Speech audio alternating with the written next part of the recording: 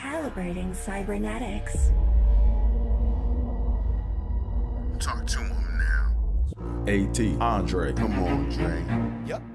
Trippin with Let's Go. Woo! Trippin with Theobold. What's your name? Theo so bold. Yeah. Driggity. Let's go. Trippin with Theobold. Trippin. What are we doing? Trippin with Theobold. Come on, Dre.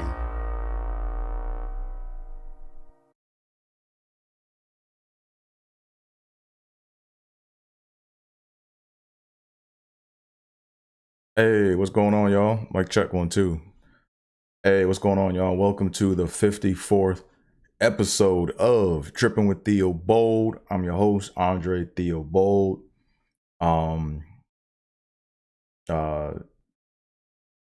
I'm just gonna go ahead and get this off the bat, man.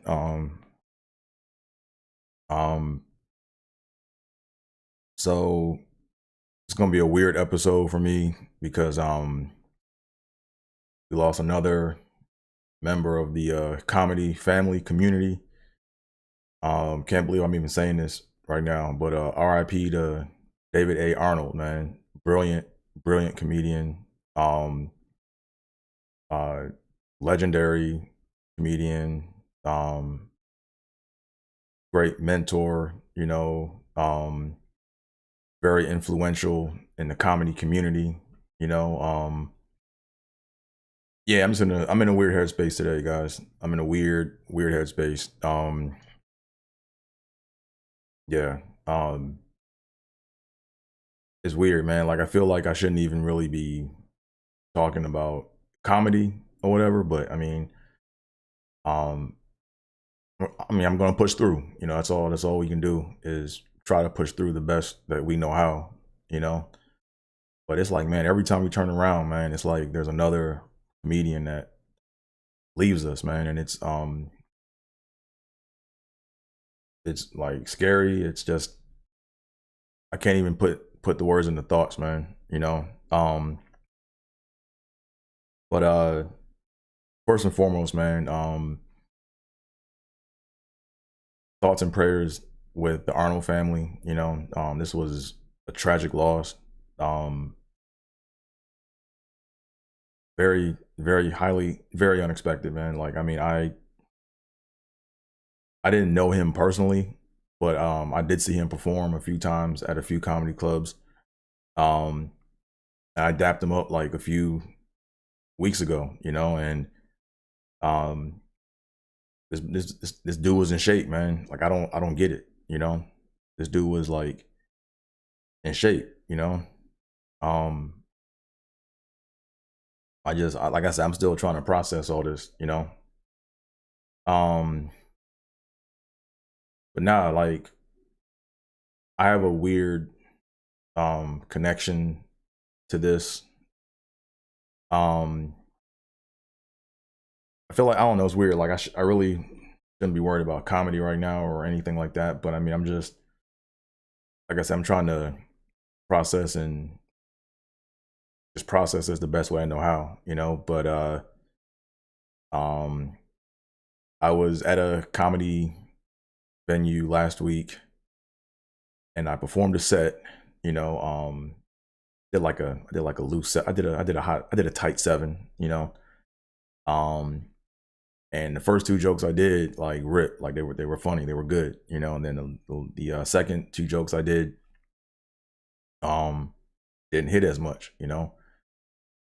And there was a comedian there, Angel Gaines, you know, who I highly respect. I have a lot of respect for her, man. She's a very funny comedian, brilliant. And she basically was like, "Hey, can I give you some notes?" I'm like, "Yeah, sure, perfect." I mean, I'm always down to get, you know, more notes. You know, I'm always down to just get better, you know. And then she told me, you know, "Hey, you know, your first 2 jokes worked because, you know, you took a stance, and not only did you take a stance, but we saw you in the story, you know, like you were in the story for the first 2 jokes, but then your second 2 jokes, you weren't in the story."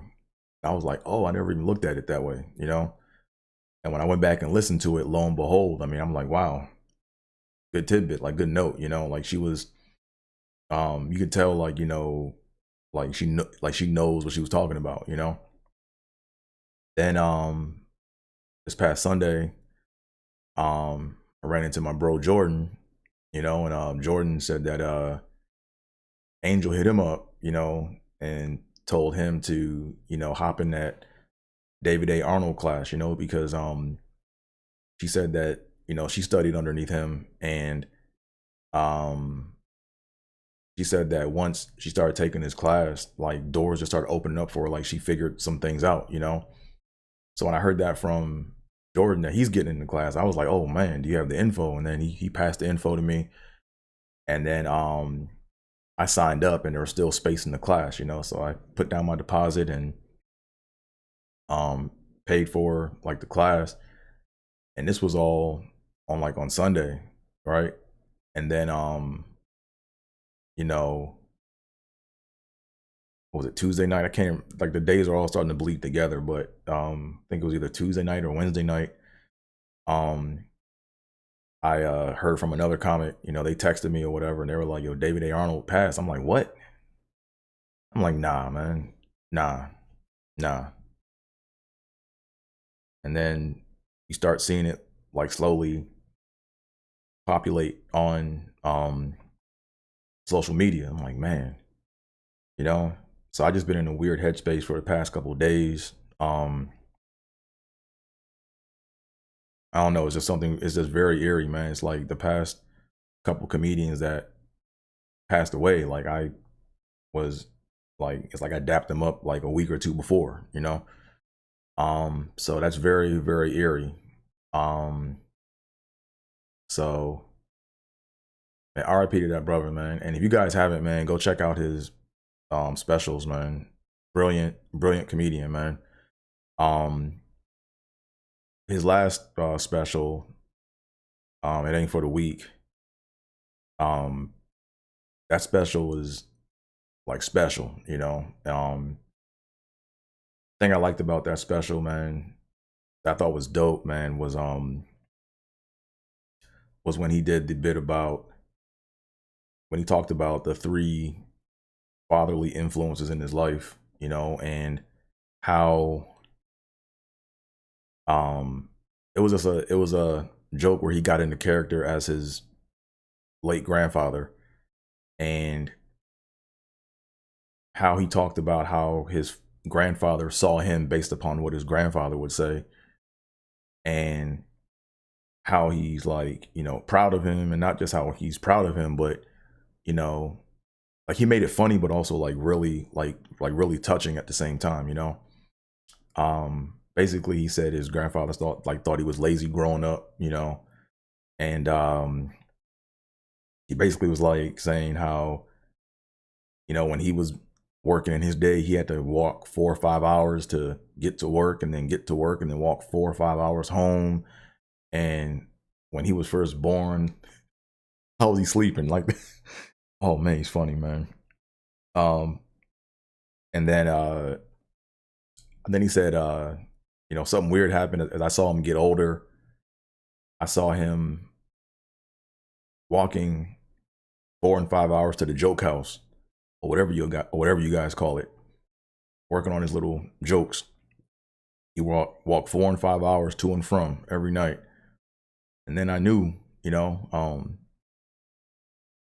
the boy wasn't lazy. He just needed a purpose to get up and walk, you know. And that was so touching, man. That was a brilliant piece, man. It was like paying homage to his grandfather. It was showing like his dedication, his work ethic. There were jokes weaved in and out that were funny. Oh man, that was a brilliant bit. And he really, it was weird because he really got into character and played his grandfather, you know. Like I can see his grandfather I can see his grandfather vividly, you know. The thing that made that bit kind of eerie was, it was kind of like, it was like, I don't know, it was weird. It was like he was talking about his grandfather, because his grandfather passed, I'm assuming, for the bit. And it's like he was talking as if he was already gone, you know, so that it was very eerie. But man, it's a brilliant, brilliant bit, man, brilliant comedian. Like I said, I didn't know him like a lot of my other, you know, comedy friends or comedy family knew him. But it's a very very grim time right now, you know. Um yeah. So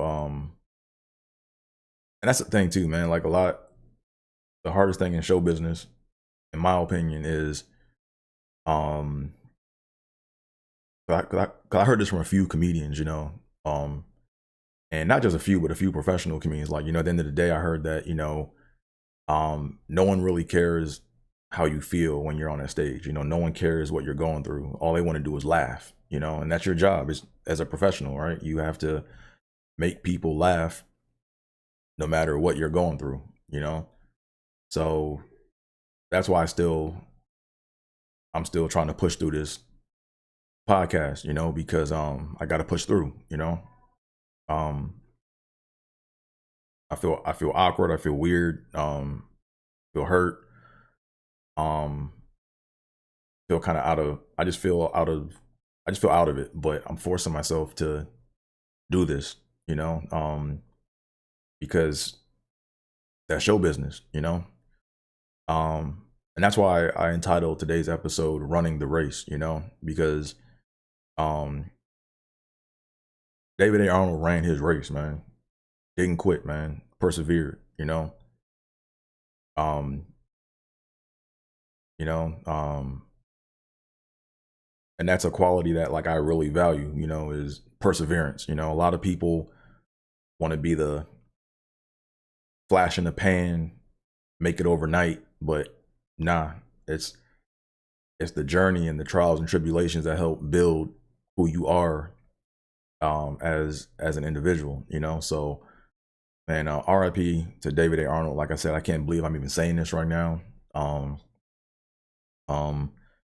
like I said, thoughts and prayers go out to his family, you know, because they lost a loved one. They lost a father, a husband, brother, you know. So yeah, like I said, I don't know how to really like transition the next thing or whatever. But like I said, I mean, I felt like I had to um say something on this, you know, because it did affect me. Um and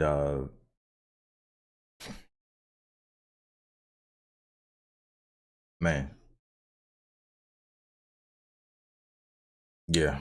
Um like I said, I'm just gonna push on. Like I said, gonna push through the best I can, the best I know how. Show must go on, you know. Um, so let's go ahead and keep it. So, uh,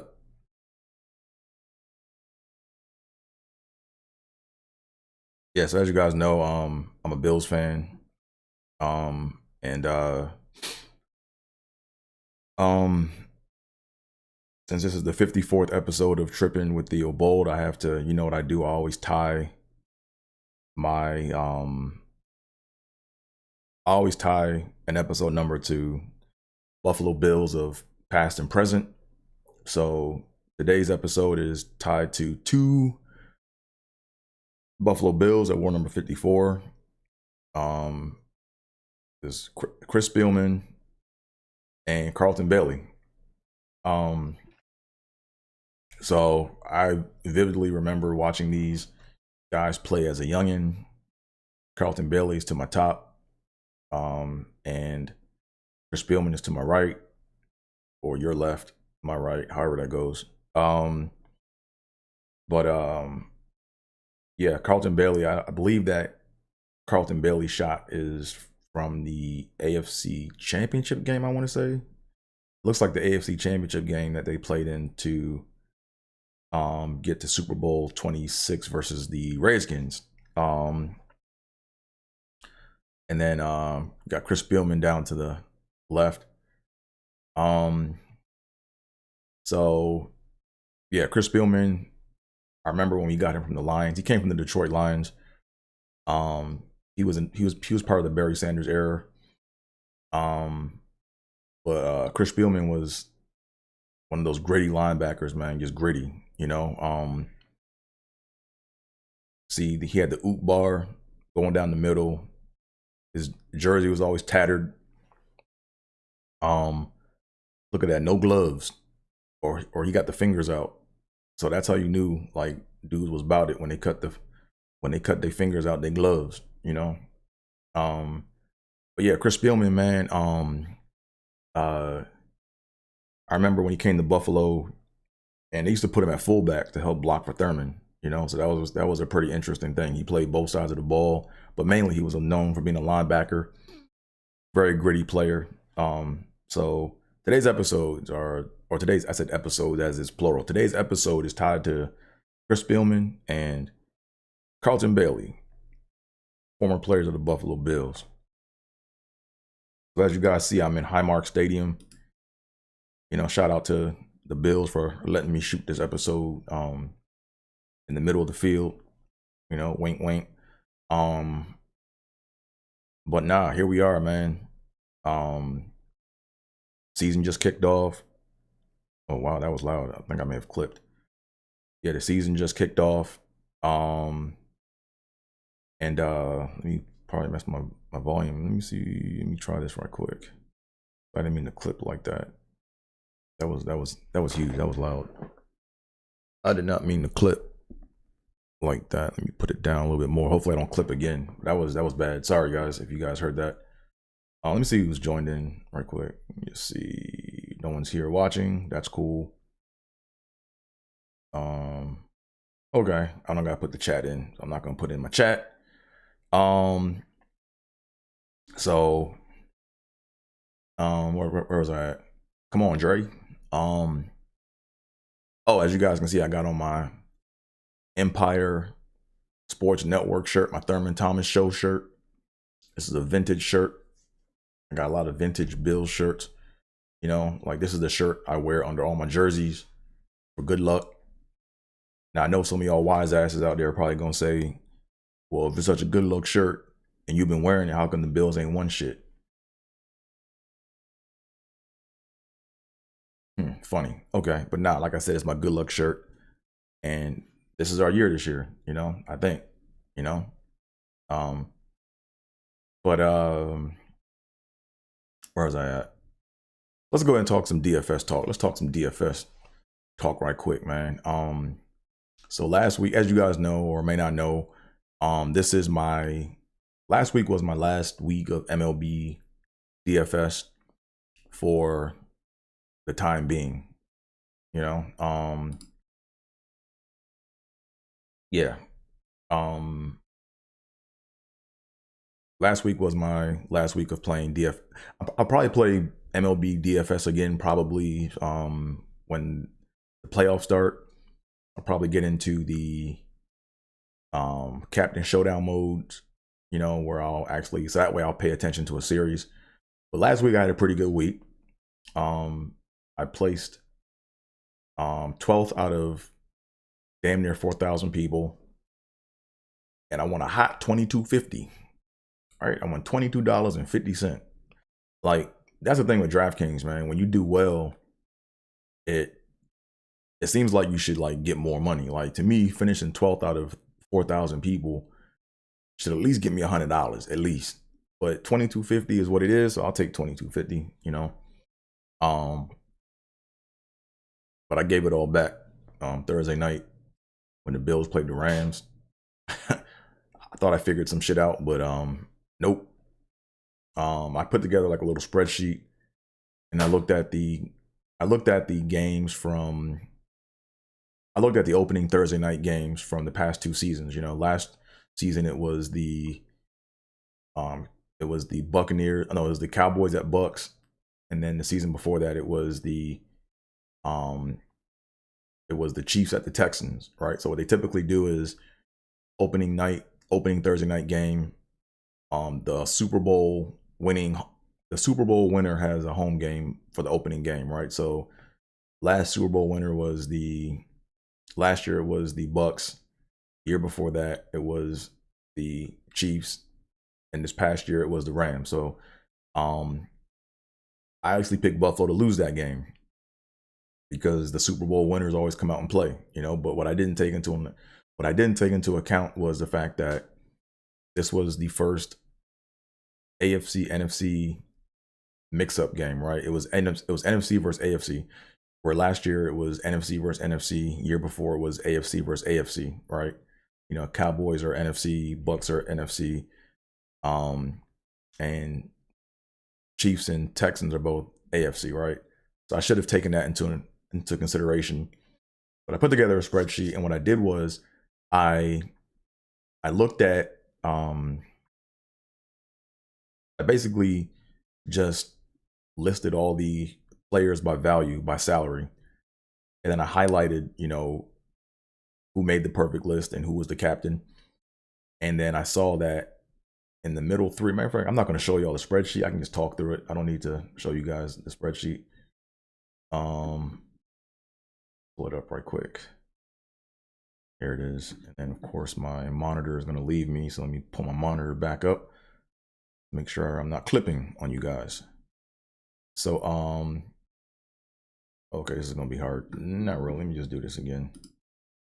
Okay. So what I noticed was, for the previous two opening night games, like when I lined up the people side by side to see like who made the perfect list, I noticed that the first player never even made the perfect list. So last year Tom Brady didn't make the perfect list, and the year before that Patrick Mahomes didn't make the perfect list. So I said Cooper Kupp's not going to make the final list or make the perfect list. And what happened? Cooper Kupp made the perfect list.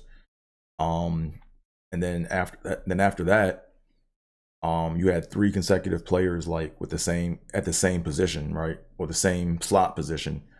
So 2 years ago it was Clyde Edwards-Helaire, Will Fulton V, and David Johnson, right? Then last year it was Chris Godwin, Amari Cooper, CeeDee Lamb.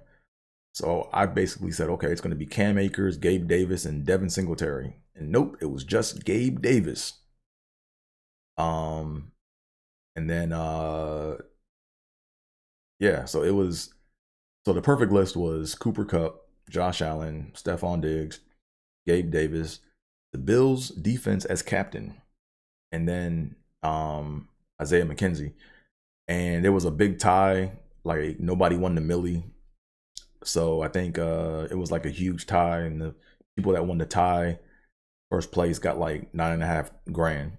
So I missed out on $9.5 grand, but it is what it is, you know. So lesson learned is you probably don't want to do what I just did. It's good to take note of that, but I wouldn't necessarily do that. I have to have another method. So that was that. What else we got, man? So like I said, there's no more. So I'm not playing MLB DFS until probably when the playoffs start, because when you focus on a series, you can kind of tell what players are going to do in a series based upon what they've done, and you can find the golden bum. You know, it's easier to see who the golden bum is going to be over a series versus one game. So my prediction for tomorrow's games. So let me go and give y'all my little cheat sheet note, or my NFL DFS Sunday Sleeper. My NFL DFS Sunday Sleeper is going to be it's going to be Jameis Winston. And a lot of y'all probably like, that's not really a sleeper. So let me tell you guys why I'm going with Jameis Winston. Because at first I was going to go Matt Ryan. I went Matt Ryan heavy, but I'm like, nah, it's not going to be Matt Ryan. So let me get a drink of this water right quick. Before I go any further, guys, if you can, hit that like button, hit that subscribe button, tell a friend to tell a friend, and do all that fun internet stuff, like the old people say. Do all that internet. I can't even get it out. Do all that internet stuff. Like old people are funny, man. They don't put the T in internet, right? They say internet, INNA net, internet. Like, man, what the fuck is internet? Internet. I'm stupid. But yeah, here we go. So here we go. So yeah, so here's why I'm picking Jameis Winston as the quarterback that's going to be in the perfect lineup tomorrow. So I did some more studying, and this actually goes back. This is something that this is something that I've already have like known for like years, right? But the perfect quarterback, 95% of the time, I would say damn near all the time, comes from the early game or the early window, right? So that's the 10 o'clock games. If you're on the West Coast, East Coast, 1 o'clock. Excuse me. And they typically come from a dome stadium or a dome game, right? So I remember before, or last year, the quarterback that made the perfect lineup in week 1 was Jared Goff in that crazy game versus the Niners. In the what's that dome? Like I don't want to call it silver. What's it called? It's not the Silver Dome. What's the new? It's not. It's a Ford Field. Yeah, Ford Field. Sorry, I'm messing up.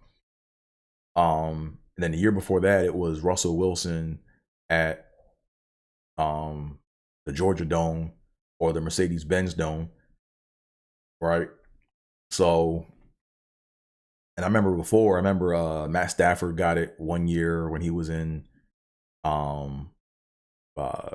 remember Matt Stafford getting it in Indianapolis one year. So dome games, early games. So I basically just wiped off all those, right? So if you look at their games for tomorrow, there's only two dome games tomorrow, right? It's the Eagles at the Lions at Ford Field, and it's the Falcons. It's the Saints at Falcons. Yeah, Saints at Falcons. So those are the only 2 dome games in the early window tomorrow. Now I almost went with Matt Ryan because Matt Ryan is playing the Texans in Houston at NRG Stadium, but NRG Stadium is not a dome, right? It can be a dome, but they're opening it up, right? So when you look at the forecast, it's sunny.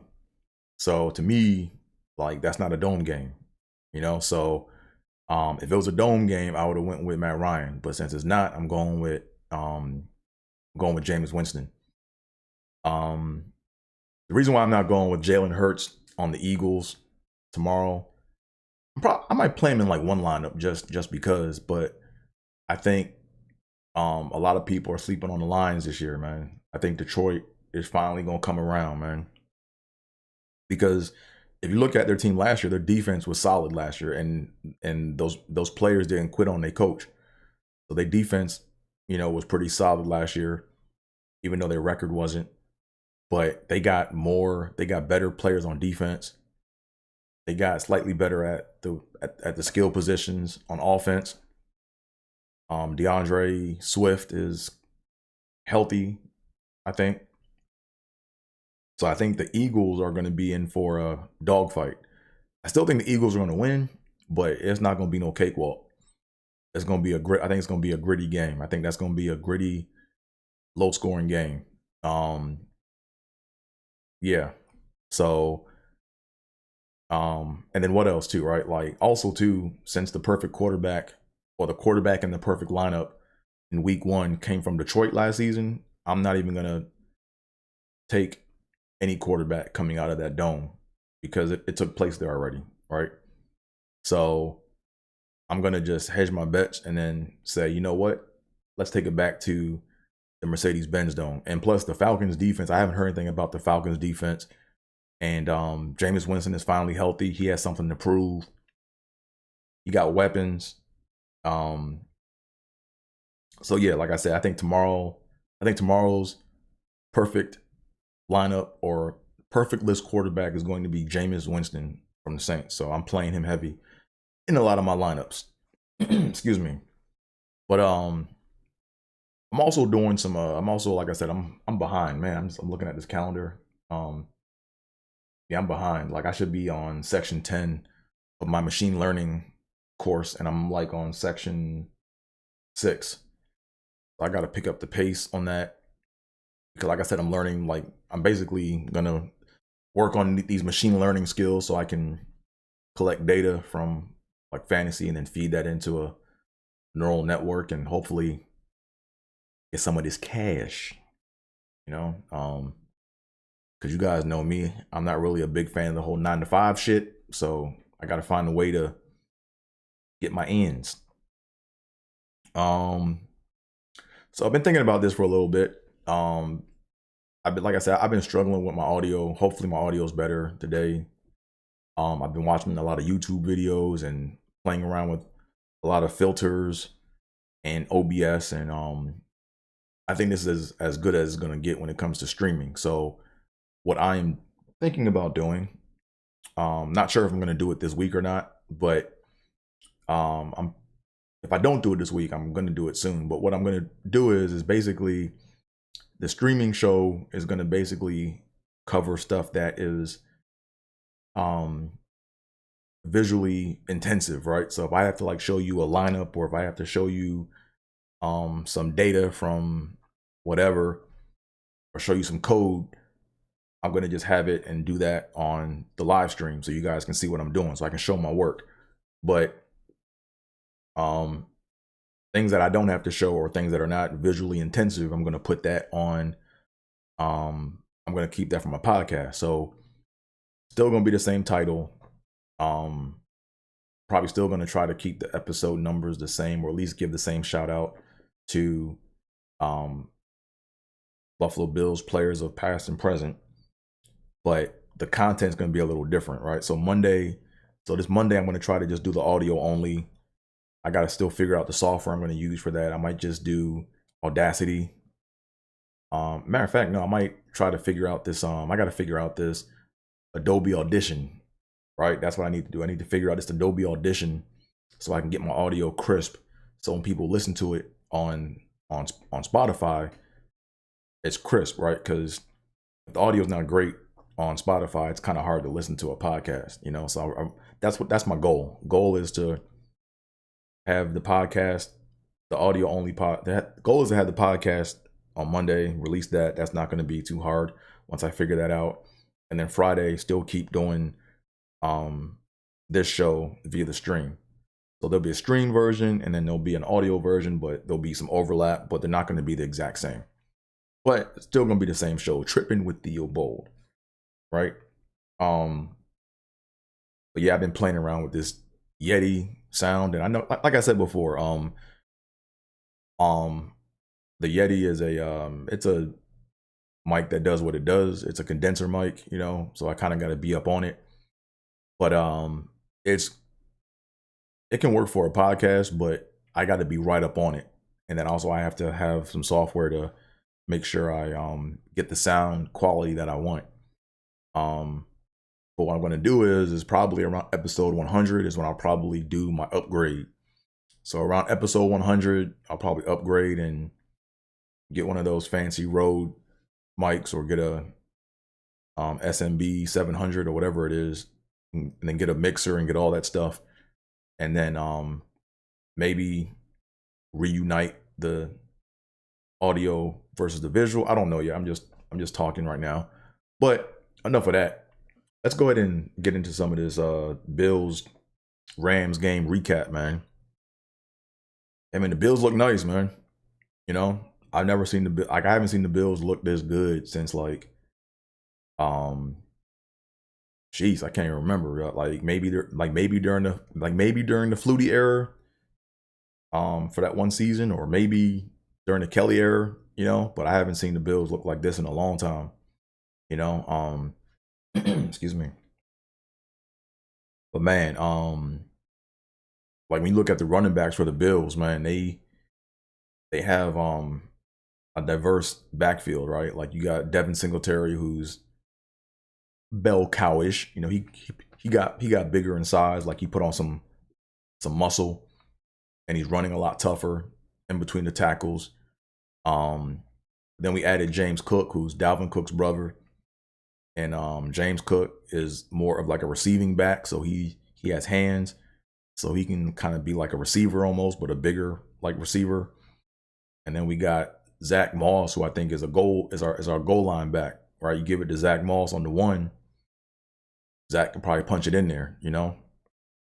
So we got depth at running back, we got depth at receiver. I mean, Gabe Davis, I mean, I hope he doesn't like go off this year, because if so, we're not gonna be able to keep Gabe Davis and Diggs, you know, and we're gonna need both of those guys to win the Super Bowl. So if we win it this year, we gotta win it, man. If we go, you know. And then Josh Allen, I mean, yeah, like he was the pick of the draft, man. Like that draft was crazy, right? Who's in that draft? So it was Baker Mayfield went first overall, then Sam Darnold went to the Jets. And then Josh Allen went 7th to the Bills, and then Josh Rosen went like 9th or 10th to the Cardinals. And then Lamar Jackson went last in the first round to the Ravens. So right now it's looking like a race between Lamar and Josh Allen. But like I said before, when that draft happened, I wanted Lamar Jackson because of what he did at Louisville, you know. But Josh Allen was the best quarterback for us. I mean, I'm impressed. You know, Josh Allen has put in work, and you can see how he's gotten better over the years. And I forgot about that. Oh man, so let's take a trip down memory lane. So when Josh Allen was a rookie, when he first came into the league, I think Jalen Ramsey was still on the Jaguars, and now he's on the Rams. And Jalen Ramsey talked all that shit to Josh Allen. He talked a whole lot of shit to Josh Allen, and Josh Allen cooked his ass on Thursday night with Diggs. You know? So I think, and if you notice, they didn't really bring that up. I'm not sure. I got to go back and look at the press conference, but I don't think they really said anything, you know? So yeah, Jalen Ramsey got showed up, man. But yeah, so Bills are looking nice. So I'm gonna go ahead and say it right now, man. The Bills go to the Super Bowl, I'm going to the Super Bowl, man. Right? I gotta see these dudes win. If they go, I gotta see them win with my own 2 eyes. I can't like watch them on TV go to the Super Bowl and win. You know? Because I was traumatized as a kid, man, with these Bills going to 4 straight Super Bowls and losing. You know? Like, it was a process, man. Like, whenever they went to the Super Bowl, I would draw pictures. I would like draw the final score of the games. I would hang them up around the house. You know, I would meditate, you know. I would say, yo, this is gonna be our year. And every year, man, they went to the Super Bowl and they would lose, and I would cry. You know, and I used to get prank calls from all my school friends teasing me as the clock was winding down. So I used to be the butt of all jokes. People like, yo, you a Bills fan? Man. You don't even need to be in this conversation. Get out of here. How many Super Bowls y'all got? None. Right? And what's Jason Taylor's sister's name on ESPN? She came out with this little meme or whatever, little dad joke. What does Bills stand for? Boy, I love losing Super Bowls. I heard that shit. That's from the Chris Rock special way back in the day. So yeah. So nah, if the Bills go, I go. You know, it's like if they go, I'm going. It's gonna hurt. It's gonna hurt my savings. You know, it's gonna hurt, man. Because as you guys know, like I just got to a point in my life where I'm not living check to check.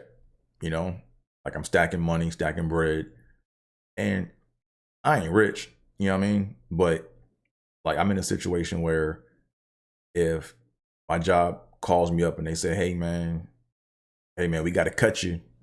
Or if I go to work and don't want to hear some bullshit I can just be like, man, thank you, but no thank you, and I can leave. I don't need their money. You know what I'm saying? That's where I'm at right now. I don't need their money for maybe 6 months to a year, you know? And that's a good mental place to be in, just knowing that, you know, I'm at work because I want to work, not because I have to work. But when I buy these Super Bowl tickets, man, or when I buy this Super Bowl ticket, that's gonna change that. Like, it's not gonna tank my savings, but it's gonna hurt to the point where I'm gonna have to deal with these jokers at work a little bit longer, you know? But once they go and once I can see these Bills win the Super Bowl live, I will be relieved. That will be redemption for me, you know? I will still go to Buffalo to go tailgate. I'll still go to have a good time. I'll still go do all that stuff. But I won't feel the need to like go to a game. Like, I mean, I probably will go to a game or something like that. But if I can just see them win the Super Bowl live in person, I'm good. Right? I'm whole. You know? But more in particular, man, like, I'm being real picky. And like I say, you guys may have heard this last episode, but I'm being real picky. When Bills go, man, like, here's what I want to happen, right? I want the Bills to go to the Super Bowl and lose so we get rid of the fake fans. There's a lot of fake fans, man. A lot of these Bills fans came out of nowhere, right? And they ain't been through the pain I've been through, you know? So, got to get the fake fans out first. And then I want to see us change to the red helmets. You know, go back to the red helmets and then whoop up on whoever in the red helmets. So that might cost me double. But like I said, I'm going to say it now, man. From now on, if the Bills go to 40 straight Super Bowls and they win their 31st Super Bowl, or they win on the 41st attempt, I'm gonna be at all them Super Bowls, yo. If I gotta drain my accounts, man, that's what it's gonna be. Like, I gotta see these dudes win the Super Bowl in person. I gotta see it, you know? Because to me, it would hurt worse knowing that I went through all this and went through all that just to watch them win on TV. You know, I gotta see it live. Now, if the Bills won the Super Bowl like before I was born, then I probably wouldn't be as adamant because it's not their first one. But I gotta see them win their first Super Bowl after so many failed attempts. You know, so I'm on the clock. I'm putting myself out there. You know, you guys heard it here first. But man, shout out to my bro Zen, man. Zen, real cool brother. Man, Zen is he's a culture. What's the word I'm looking for? He's the oh man, he's a culture MC. Like, he's like the guy that kind of makes things happen, you know. But yeah, he's a Yankees and a Patriot. Well, he's a Yankees and a Belichick fan. So I'm like, yeah, I like Belichick. So I can't really hate him. I can't hate on Belichick, man. Belichick is that dude, you know. But he goes for the Yankees and the Patriots. I'm like, yeah, for real. But nah, he called me yesterday and we were talking. He was like, man, the Bills look pretty nice, man. Like, what are you gonna do? And I said, man, I'm working on these Super Bowl tickets. He's like, it's like that? I'm like, look, I'm not trying to sound cocky. I'm not trying to be arrogant. But when these motherfuckers go and they decide that they want to win, I got to be there to see that with my own two eyes. I got to see it with my own two eyes, man. You know, I'm not sure, like, about, like, when they win and I see it live, I'm not sure if I'm gonna cry. I'm not sure what I'm gonna do, but I gotta be there to see them win that shit live, man, with my own two eyes. And I started like breaking down why.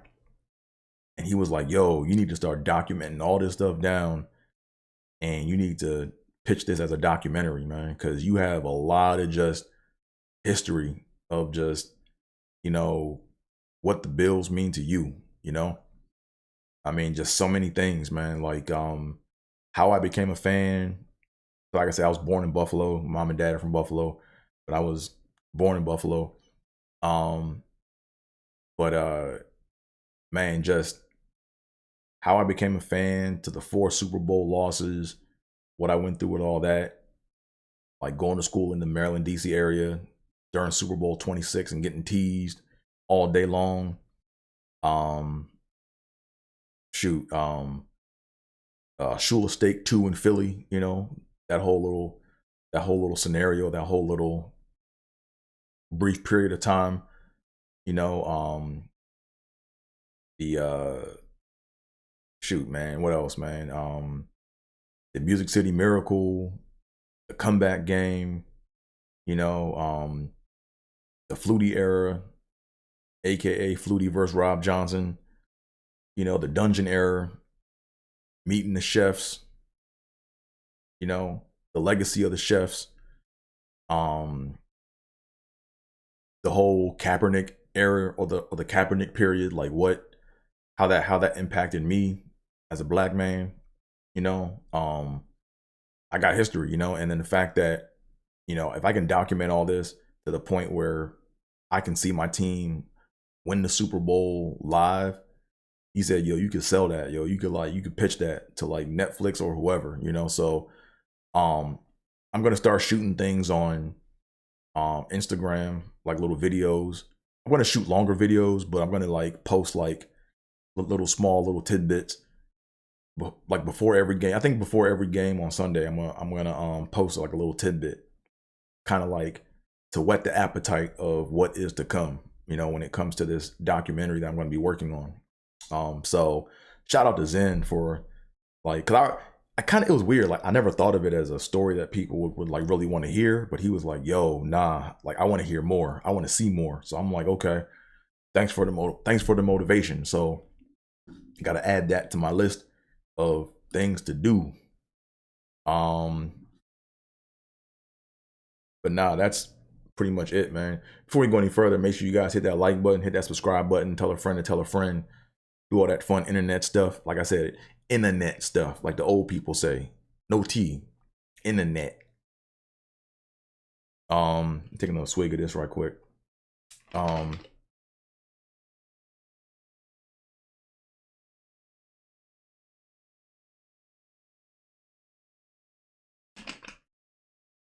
But that's how everything ties in, right? With running the race, right? Like I'm running my race as a Bills fan, you know? And once I see these dudes win the Super Bowl live and in person, man, I'm not gonna say I can take a break, but I'm not gonna, it'll be a huge weight lifted off my shoulders, because I feel like to go through what I went through from the age of 9 all the way through now, and then not to see them win live, that would hurt worse, right? So at the end of the day, I had to like weigh what would hurt worse, you know, like, you know, I'm missing out or basically giving up a huge chunk of my savings, and having to shuck and jive at these corporate jobs to get a check to build up my savings again, or knowing that I could have went to see the Bills live and in person win the Super Bowl, but chose not to, right? So that would hurt worse to me. So that's why I'm putting myself on the clock, you know. It's on me, you know. And I only need to go and see them win once. Like once they win once, I'm good.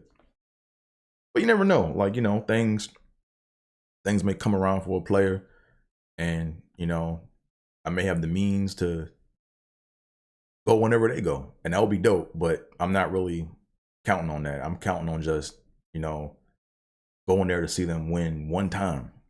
You know, that would be crazy.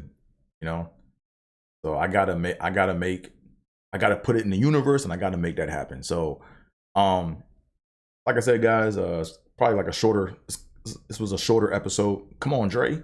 This was a shorter episode. Thanks for tuning in. Let me just check my chat, see if anyone came in on my chat. And nope, because I didn't advertise, but I just wanted to make sure I get it out there. But yeah, thanks again for tuning in, guys. Tell a friend to tell a friend. Do all that fun YouTube stuff. And with all that being said, Beep. I'm out of here, folks. Peace.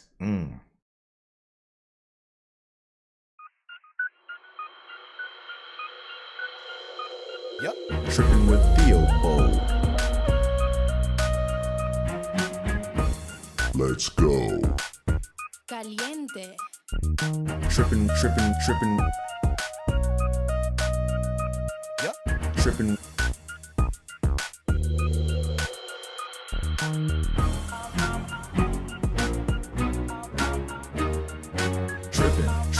Trippin. Trippin with Theobold.